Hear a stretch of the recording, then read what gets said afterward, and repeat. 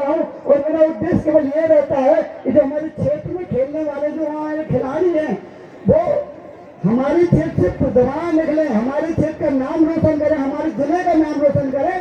तो मैं ये कहता था उनसे, क्या होता था आपके घर में आया और पूरे जिले में ये रिवाज है कि कुछ जिले के चुनिंदा खिलाड़ी होते थे, यही छतरपुर के 8-10 खिलाड़ी है, वो पूरे जिले में देखने को मिलते। पता चला बक्सर में टूर्नामेंट खेल रहा और गांव है, एक गांव की टीम, वो खिलाड़ी कहाँ का खेल रहा है? छतरपुर का। उस गांव के केवल 2 खिलाड़ी हैं और 8 खिलाड़ी कहाँ के रहते थे? कोई नागांव से, कोई महोबा से, कोई बांदा से, कोई छतरपुर से। मैं हर जगह टोकता था, मैं उनसे कहता था कि आप गलत कर रहे हो, एक तो आप अपने खेल का नुकसान कर रहे हो। क्यों?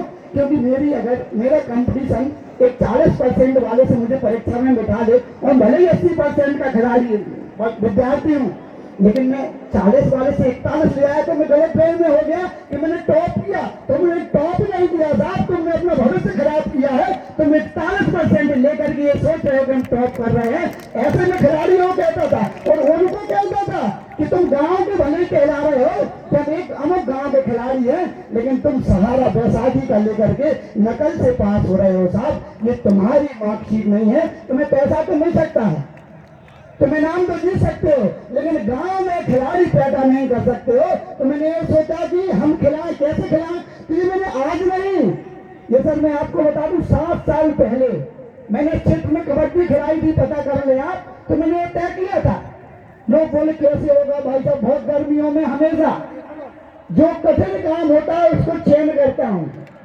मैंने उस टाइम में ये तय किया था कि कबड्डी के खिलाड़ी वही खेलेगा उस गांव से जो उस गांव का निवासी होगा, उसके बाहर नहीं खेलेगा।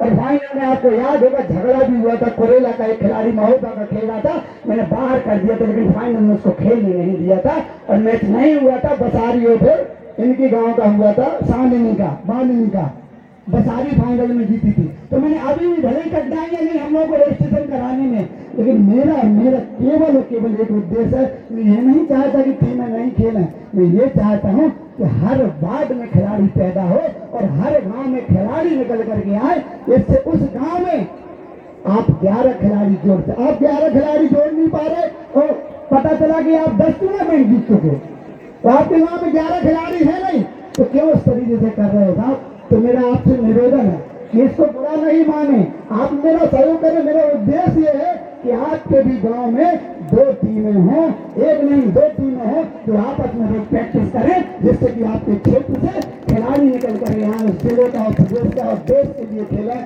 तो मेरा यह सोचना है। और एक जो मैं कहना चाहता हूँ कि दिन में करा सकता था, मैं ठंडियों में करा सकता था, लेकिन मैं सोचा था कि मुझे नाइट टूर्नामेंट कराना है। और मैंने इन नौजवान भाइयों से कहा कि अपन को करना है, जो बोले भाई साहब बहुत साथियां हैं, मैंने कहा तभी तो मजा आएगा साहब। लोग अगर कठिनाइयों में और व्यस्तताओं में अपने पास आते हैं तो समझ लेना कि अपन ने कुछ किया है उनके लिए। और आज मुझे देखने में खुशी है कि सर हम लोगों ने किसी को अभी ऐसा आमंत्रण नहीं दिया है, क्योंकि 1 महीने चलने वाला है। आप यहाँ पर जो भी आए हैं बेचारे खुद के इंटरेस्ट से आए हैं।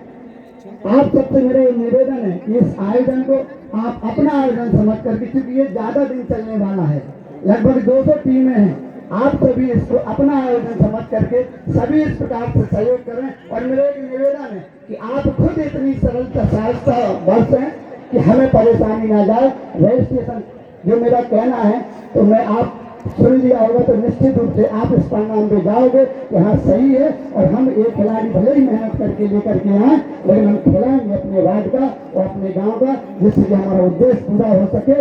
और जिनके लिए एक सपना था कि हम नाइट टूर्नामेंट खेलेंगे, उस सपने को साकार करने में हम सभी नौजवान भाइयों ने और हमारे सभी मित्रों ने, सभी पत्रकार बंधुओं ने, इस नगर के लोगों ने जो मुझे ढालस बनाया और जो मेरा सहयोग कर रहे हो, मैं सभी को दोनों हाथ जोड़ करके अपनी तरफ से सभी को प्रणाम करता हूं और धन्यवाद देता हूं। इसी प्रकार के इस प्रकार के रचनात्मक कार्यों से हम राजनीति से हट करके, राजनीति से दूर होकर के ऐसे कामों भी करेंगे तो लोगों को राजनीति पर भरोसा होगा कि हम कुछ अलग करने आए हैं। इतना ही कहते हुए मैं अपनी वाणी को विराम देता हूं। और अंत में मैं माननीय कलेक्टर साहब के बारे में बता देना चाहता हूं कि आपका भी खेलों के प्रति विशेष रुझाव है। वैसे तो हर क्षेत्र में एक अलग तरीके से काम कर रहे हैं जिले में, तो मैं बता दूं कि हमारे जिले में माननीय सांसद जी की देन है। मुझे याद है कि एक दिन मैं गाड़ी में साथ में चल रहा था, अचानक यशोधरा राज जो हमारी खेल मंत्री हैं मध्य प्रदेश शासन की, उनका फोन आया। उन्होंने कहा कि बीडी भाई मैं तुम्हारे यहाँ एक स्पोर्ट्स कॉम्प्लेक्स देना चाहती हूँ।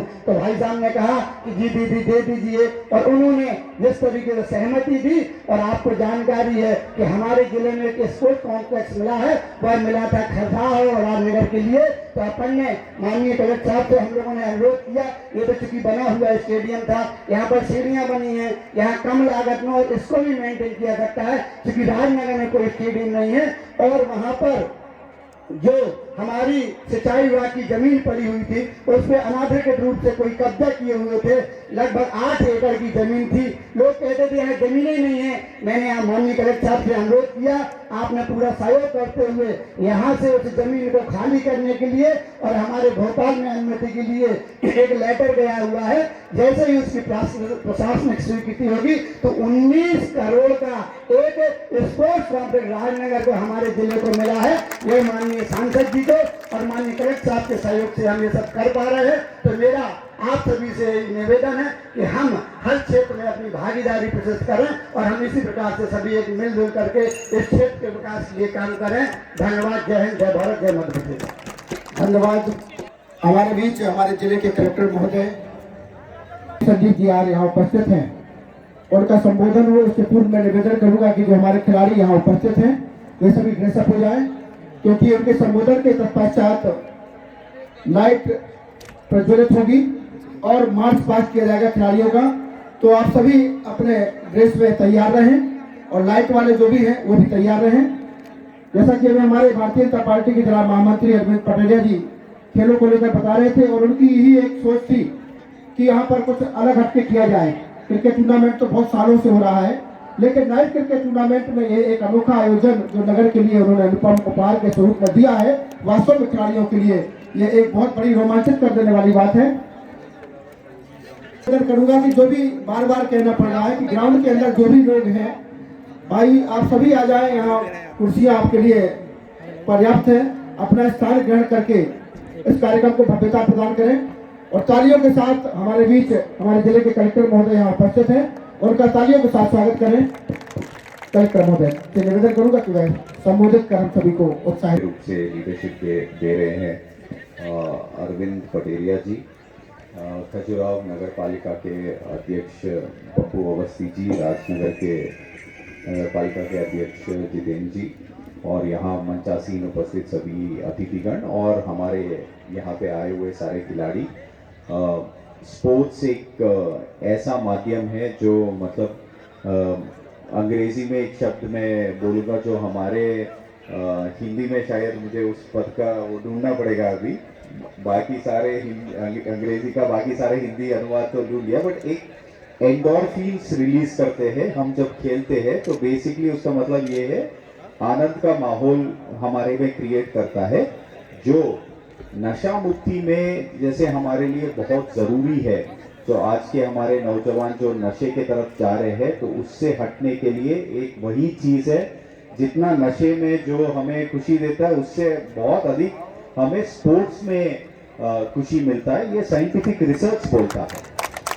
तो आई थिंक स्पोर्ट्स में वो शक्ति है जो सभी को एकजुट होकर एक साथ होकर खेलने का और हारने जीतने का एक मनोबल बढ़ाते थे और कैरेक्टर भी बढ़ाता है। तो जो भी खेलते हैं हम देखते हैं कि एडमिनिस्ट्रेशन में हो, पॉलिटिक्स में हो, किसी और अन्य फील्ड में भी हो, अच्छे आदमी रहते हैं जो ये जिनको हार जीत से फर्क नहीं पड़ता। उस तारतम्य में आपका ये आज का नाइट क्रिकेट टूर्नामेंट बहुत ही सराहनीय पहल है। बहुत सारा इंफ्रास्ट्रक्चर इसमें लगता है और बहुत लॉजिस्टिक्स जो अरेंज करने में इसको लगता है। आप लोगों ने बहुत मेहनत की है, इसके लिए बहुत बहुत बधाई। और सारे टीम्स को आज जो आए उन सबको बधाई। यहाँ सबसे बेस्ट टीम जो है वो जीत के जाए। जिला छतरपुर में स्पोर्ट्स के प्रति काफ़ी कुछ काम अभी प्लान्ड है और वो हो रहा है। छतरपुर स्टेडियम में अभी नया एक वुडन बैडमिंटन कोर्ट के बना है जो जिले में पहले नहीं था, और बहुत सारे ट्राइबल हॉस्टल्स में भी अभी स्पोर्ट्स के इंफ्रास्ट्रक्चर हो रहा है। यहाँ पे ऑलरेडी अरविंद जी ने बताया, जो हमारा सबसे इम्पोर्टेंट स्पोर्ट्स कॉम्प्लेक्स जो है राजनगर में आ रहा है, जो इंटरनेशनल लेवल का होगा। तो सभी को बहुत बहुत बधाई, शुभकामनाएं। खेलते रहिए और खेल की भावना से आगे बढ़ते रहिए। धन्यवाद। अब मैं निवेदन करूंगा शैलेंद्र सिंह जी से कि वे विद्युत का जो प्रवाह किया जाना है उसकी व्यवस्था करें, और जो खिलाड़ी